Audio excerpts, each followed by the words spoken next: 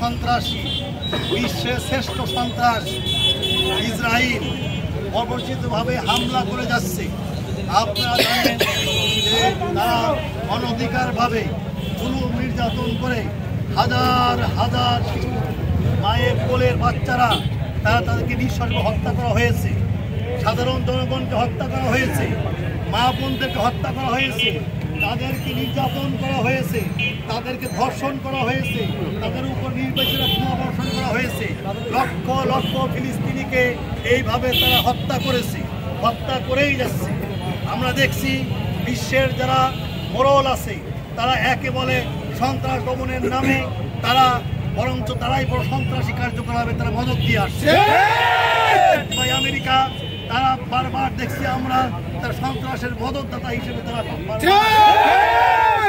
জাতিসংঘ বারবার শুধু বলে মুখে চোরের কয় চুরি করো, গৃহস্থের কয় সজাগ থাকছে। আমরা চাই যে এই ধরনের কাজ না।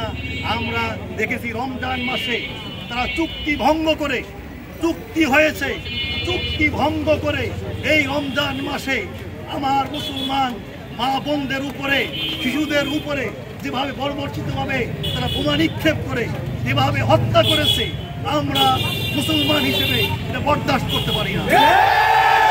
আমরা রাজবাড়িতে দাবি করছি, আমরা যদি অতি সত্বর গাজার মুসলিম স্বাধীনতা না দেওয়া হয়, ফিলিস্তিনকে স্বাধীন রাষ্ট্র হিসেবে ঘোষণা করা না হয়, সারা বিশ্বের মুসলমান ঐক্যবদ্ধ হয়ে ইসরায়েলকে বিশ্বের মানচিত্র থেকে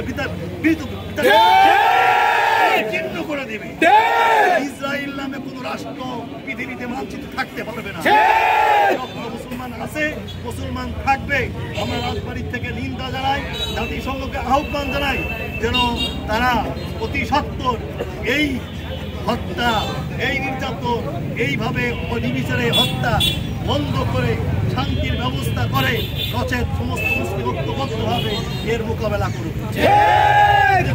অন্যদিকে ভারতে দেখা যাচ্ছে, ভারতে যেভাবে মুসলিম নির্যাতন চলছে, নির্যাতন চলছে, এইভাবে আওরঙ্গজেবের মুসলমানদের প্রতীক আওরঙ্গজেব ভারতের স্বাধীনতা, ভারতের যে 200 বছরের যে ইতিহাস, বাবরের মোগল সম্রাটের আওরঙ্গজেবের কবরকে নিয়ে, সেখানে সমাধি নিয়ে তারা সিনেমিনি খেলছে, সেখান থেকে ষড়যন্ত্র করছে, মুসলমান নিধনের জন্য নির্যাতন করে যাচ্ছে।